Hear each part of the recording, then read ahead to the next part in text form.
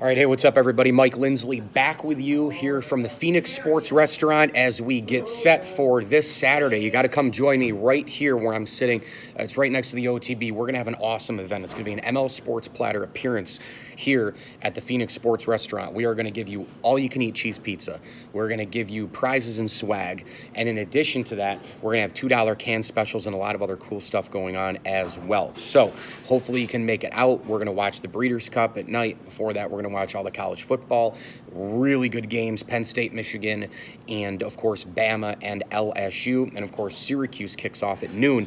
The 19th ranked Syracuse Orange in the college football playoff, the 22nd ranked Syracuse Orange in the AP poll. How about that? Unbelievable. Last time we said that was 17 years ago. I want to concentrate on this video, particularly on the NFL trade deadline that has come and gone, and give you 3 winners and a sole loser on the trade deadline. The first winner I want to give you is the Houston Texans. Now, listen, I know that they did not get the old Demaryius Thomas. I know he's been banged up quite a bit this year, but the reality of the situation is Demaryius Thomas can still help you.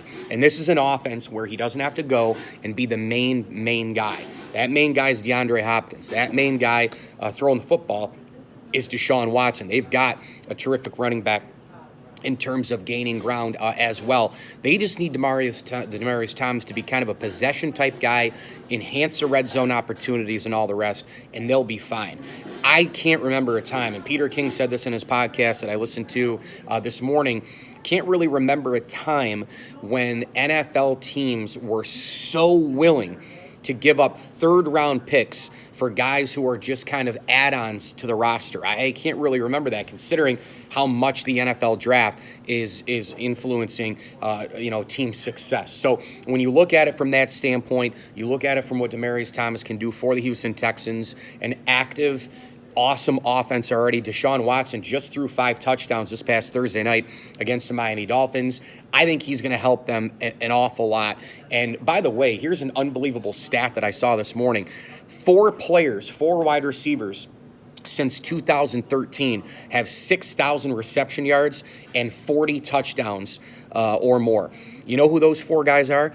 Okay, Antonio Brown, A.J. Green, Demaryius Thomas, and DeAndre Hopkins. The latter 2 guys are on the same team now with the Houston Texans, taking balls from one Deshaun Watson. So should be an awful lot of fun to watch and see what the Texans can do. Bill O'Brien and company with Demaryius Thomas, a new toy to play with in that offense. The second winner for me, the trade deadline, it's an absolute easy slam dunk pick.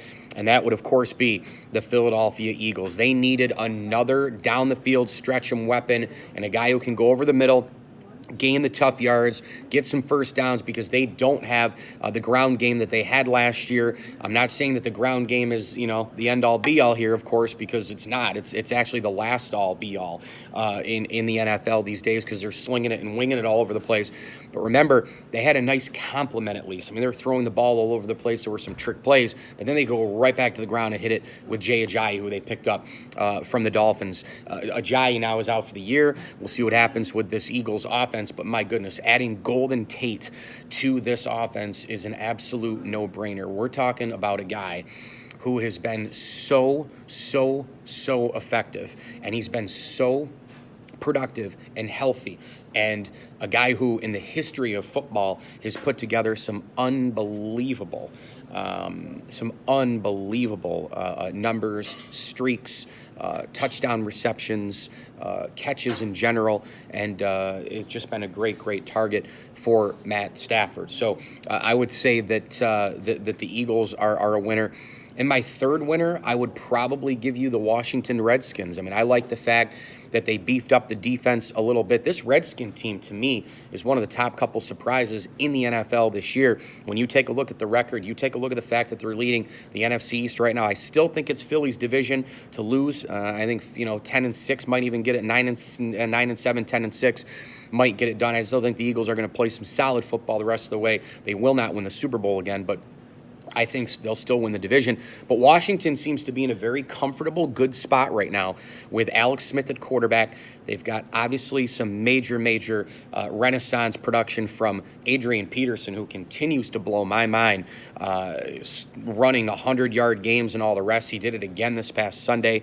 And they've got a nice stable of weapons to continue offensive flow and possess the ball, chunk yardage, etc. They're not asking Alex Smith to go out and throw it 45, 50 times. They're trying to stick as much to that game plan that he had when he was with Kansas City under Andy Reid, where he would throw it between 20 and 25 or 6 times a game at the most.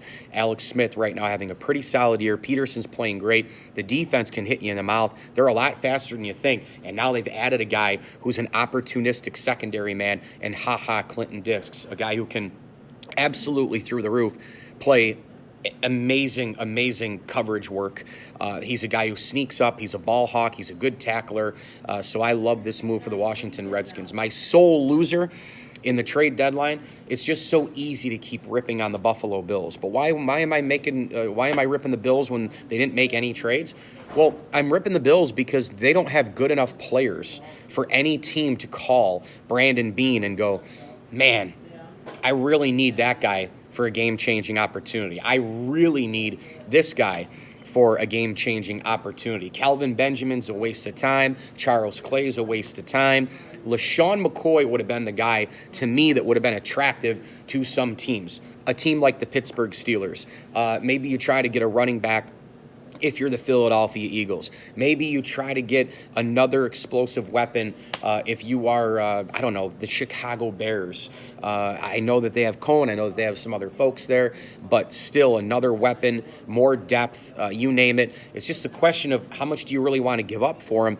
I would have given LaShawn McCoy up for 2 mid-round picks. I'm not even kidding you. I don't know if the Bills didn't make the call on that. I'm going to tweet at Sal Capaccio later on today, the awesome sideline reporter for WGR 550 in Buffalo, just to see if they made any calls with McCoy. I mean, I would almost take a 3rd rounder and a 4th rounder in the upcoming 2019 draft and just cut my ties and then kind of try to go build around Josh Allen with more of these weapons and all the rest. And I just did a podcast on this morning about how the Bills really, truly need to change philosophy if they're going to have any shot at turning this thing around. Yeah, I know they made the playoffs last year. That seems so far away. They've got to get Josh Allen healthy. I don't know if he's even going to come back this year, but they've got to go into the NFL draft and get pieces. They've got to go in the offseason, maybe in free agency, maybe some trades, etc.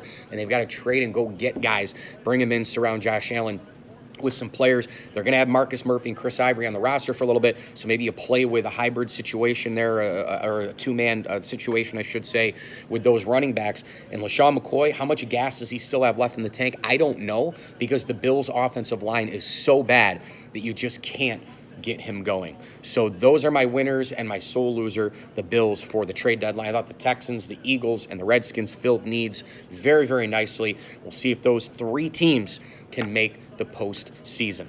I'm Mike Lindsley, 9 Minutes with me on IGTV, YouTube, and Facebook. Make sure you hit me on Twitter at Mike L Sports, Mike L Sports 1979 on Snapchat and Instagram. You can download my podcast via iTunes, Google Podcasts, and Spotify. Don't forget to join us this Saturday where I'm sitting right now. It's going to be an awesome extravaganza. The ML Sports Platter appearance. We're going to have $2 can specials. They're going to have all-you-can-eat free cheese pizza. We're going to give away prizes and swag.